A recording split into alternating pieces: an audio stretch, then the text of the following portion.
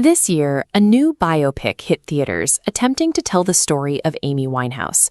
The film, Back to Black, was met almost instantly with a wave of harsh reviews and vocal pushback from audiences who felt it entirely missed the point. There is a massive disconnect in how we talk about her today.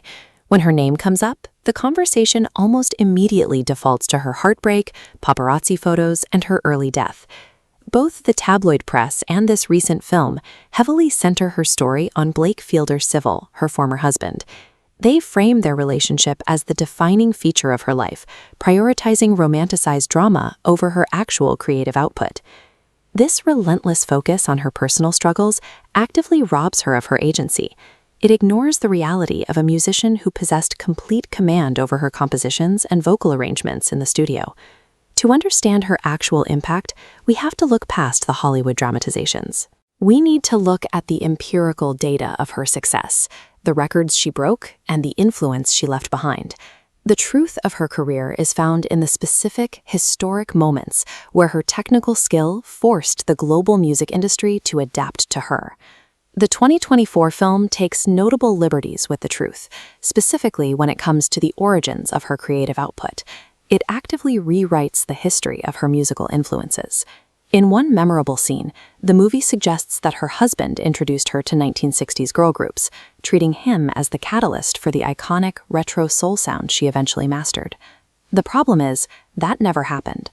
Long before she met him, Amy already possessed an encyclopedic knowledge of jazz and classic soul, and girl groups like the Shangri-Las. She was a meticulous student of music history. The movie also shifts the timeline of her addiction. By modifying when and how she began using harder drugs, the narrative softens her stated choices, sanitizing the reality of her life to make the story more palatable.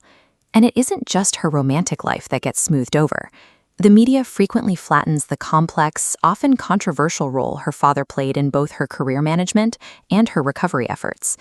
By falsely attributing her musical knowledge to a man and smoothing over her history of addiction, these portrayals actively steal the agency of a fiercely independent artist.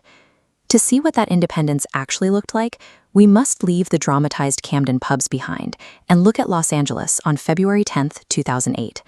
It was the 50th Annual Grammy Awards, the peak of the global music industry. The late 2000s commercial pop landscape was highly polished. The charts were dominated by carefully curated artists producing bright, club-ready anthems. Against that glossy backdrop, Back to Black dominated.